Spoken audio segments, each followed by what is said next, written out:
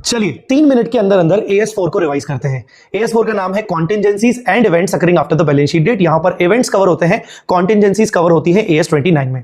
Events occurring after the balance sheet date मतलब ऐसा कोई भी इवेंट जो फेवरेबल या फिर अनफेवरेबल टू द एंटिटी हो, जो बैलेंस शीट डेट के बाद अकर हुआ है और जिस दिन फाइनेंशियल स्टेटमेंट्स अप्रूव किए गए हैं बोर्ड ऑफ डायरेक्टर्स के द्वारा, जहां पर बोला जाता है कॉम्पिटेंट अथॉरिटी मतलब बोर्ड ऑफ डायरेक्टर्स। तो बोर्ड ऑफ डायरेक्टर्स के द्वारा जब फाइनेंशियल स्टेटमेंट्स अप्रूव किए गए हैं उस डेट तक अगर कोई इवेंट्स अकर होते हैं तो उन इवेंट्स की अकाउंटिंग समझेंगे हम AS4 में। ये दो कैटेगरीज में बांटे जाते हैं, एक होते हैं एडजस्टिंग, दूसरे होते हैं नॉन एडजस्टिंग।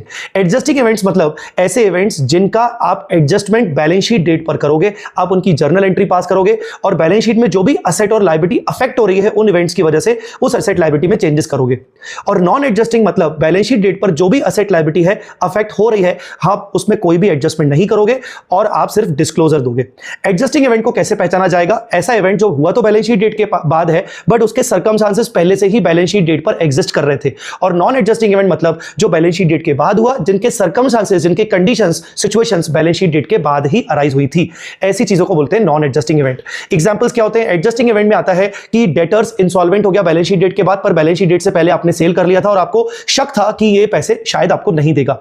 ठीक है, ये था एडजस्टिंग इवेंट। लीगल केस चल रहा था कंपनी के ऊपर बैलेंस शीट डेट से पहले, पर कोर्ट का जजमेंट बैलेंस शीट डेट के बाद आया, तो ये भी होता है एडजस्टिंग इवेंट। जबकि नॉन एडजस्टिंग इवेंट के केसेस जो होते हैं वो होते हैं कि बैलेंस शीट डेट के बाद फायर अकर हुई, कोई फ्लड आ गया जिसके कारण आपकी असेट्स लायबिलिटीज पर नुकसान हुआ, बैलेंस शीट डेट पर पता नहीं था। इन्वेस्टमेंट्स की वैल्यू, मार्केट वैल्यू गिर गई बैलेंस शीट डेट के बाद, बैलेंस शीट डेट पर ऐसी कुछ मार्केट वैल्यू गिरने का कोई इंट्यूशन नहीं था।